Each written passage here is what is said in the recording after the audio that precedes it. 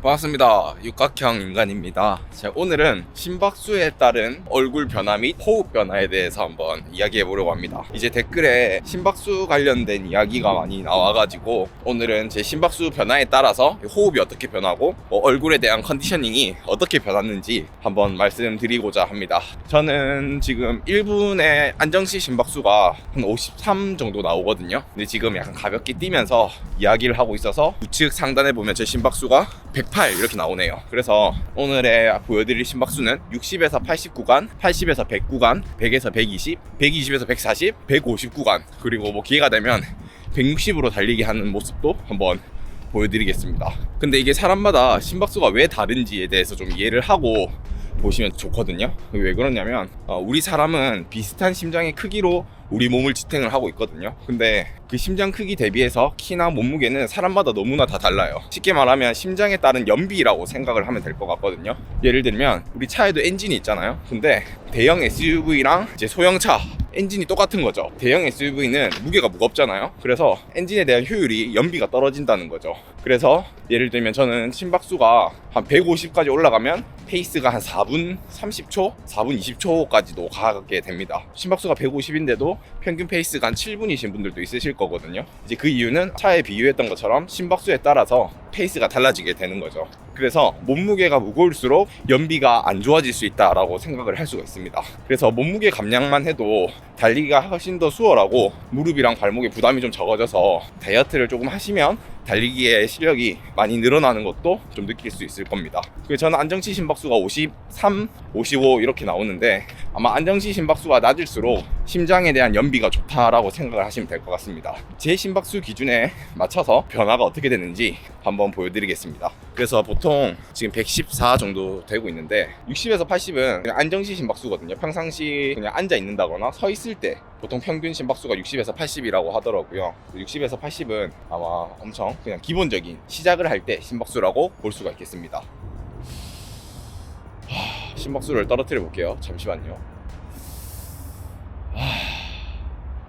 그래서 지금 60에서 80 정도가 어떻게 보면 약간 기본적인 안정시 심박수라고 볼 수 있고, 이제 80에서 100 정도 사이는 제가 봤을 때는 이제 워밍업 단계라고 할 수 있을 것 같아요. 진짜 가볍게 이제 걷거나 약간의 가벼운 띵걸음, 진짜 발을 동동 구르는 그 정도 구간이 80에서 한 100 정도 구간입니다. 그래서 약간 딱 처음 시작할 때 내 몸 컨디셔닝이 지금 어떤지, 지금 발목이랑 무릎이 괜찮은지, 목은 괜찮은지, 허리랑 등, 골반에 대한 통증은 없는지 한번 확인하면서 이렇게 가볍게 통통통통 뛰면서 확인하는 시간인 것 같아요. 80에서 100 정도 구간은 90, 91 정도에서는 가볍게 심박수가 지금 내 몸 컨디셔닝을 확인하는 약간의 워밍업 단계라고 볼 수 있겠습니다. 워밍업. 80에서 100 정도는 워밍업. 자, 그리고 100에서 120 정도의 심박수는 약간 지방 감량 구간, 저한테는 리커버리를 위한 약간 띵걸음이라고 저는 표현을 하거든요. 약간 지방을 감량하기 위한, 그리고 약간의 회복을 위한, 마지막 집에 들어갈 때 좀 속도를 확실히 낮춰서 좀 팔다리도 털어주면서 어깨도 돌려주면서 워밍업과 이제 쿨다운 정도의 그 심박수라고 볼 수가 있겠습니다. 이제 120에서 140 정도의 구간이 저는 이제 조깅하는 단계라고 볼 수 있거든요. 약간 유산소 운동에 가까운 조깅이라고 볼 수 있겠습니다.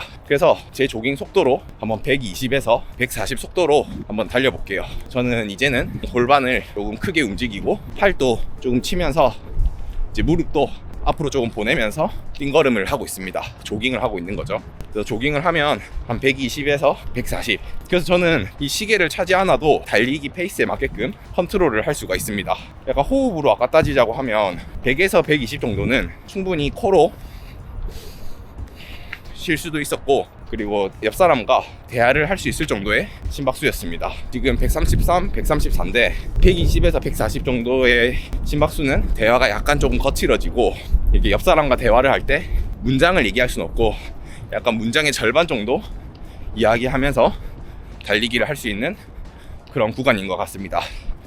그게 지금 120에서 140 정도의 구간이고, 그 다음은 이제 150 구간인데 150 구간에서 저는 이제 진짜 심폐 강화 구간이라고 저는 생각을 하거든요. 150일 때는 옆 사람과 대화하는 게 좀 거칠어질 것 같아요. 호흡도 많이 부족하고 옆 사람과 약간의 단어 정도로 대화를 할 수 있는 그 정도 구간이라고 볼 수 있습니다.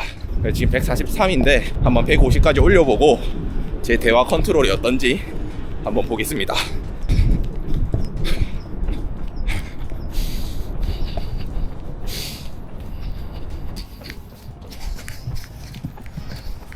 지금 이제 심박수가 150이 넘었거든요. 150이 넘었을 때는 지금 보시는 것처럼 호흡이 많이 좀 가쁘고, 말을 할 때는 길게 문장을 뽑을 수가 없고, 코호흡을 150으로도 가능은 하거든요. 한번 150으로 코호흡을 한번 해볼게요. 입은 닫고 코호흡으로 한번 해보겠습니다.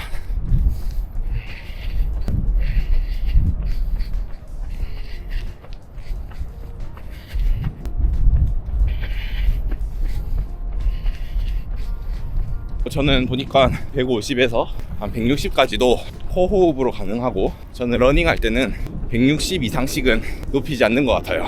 160 이상씩 높이지 않고 저는 심박수를 한 150 정도로 러닝을 하는 편이거든요. 다시 속도를 낮춰서 160으로는 이제 일주일에 한 번 정도 러닝을 하는 편입니다. 어떻게 보면 심박수를 170, 180까지 올릴 수 있지만, 그렇게 올렸을 때는 러닝을 통해서 폐활량이 증가량을 많이 못 느끼겠더라고요. 다음 날에 피로도가 많이 커져서 제 기준 심폐 강화 구간은 한 140에서 150 구간이 이제 젖산의 역치를 통해서 회복도 잘 되고 이제 심폐 지구력 강화도 잘 되는 구간인 것 같습니다. 그래서 오늘은 심박수별 제 호흡 변화와 얼굴의 변화에 대해서 한번 이야기해봤습니다. 여러분들에게 조금이나마 도움이 되는 영상을 만들고 싶어서 심박수 구간별 호흡 변화랑 얼굴 변화를 보여드린 거기 때문에 도움이 되셨다면 이제 많은 사람들이 볼 수 있게끔 좋아요 버튼 한 번만 부탁드리겠습니다. 다음 시간에 또 좋은 영상으로 또 인사드리도록 하겠습니다. 감사합니다.